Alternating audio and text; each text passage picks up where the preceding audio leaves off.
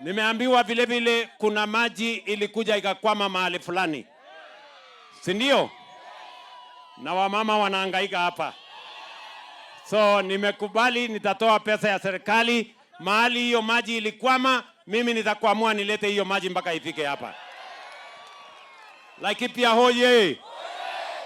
Vile vile tumekubaliana kupitia mpango wetu wa affordable housing. Hapa Laikipia tumeweka pesa bilioni 15 ya watu wa Laikipia.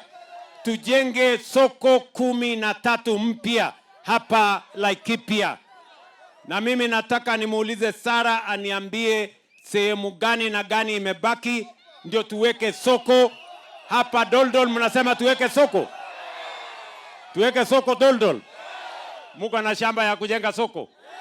Iko wapi? Iko wapi? Hapa nyuma? Iko soko? Bas, mimi wiki ijayo nitatangaza soko, kandarasi ya soko ya watu wa Doldol iwekwe.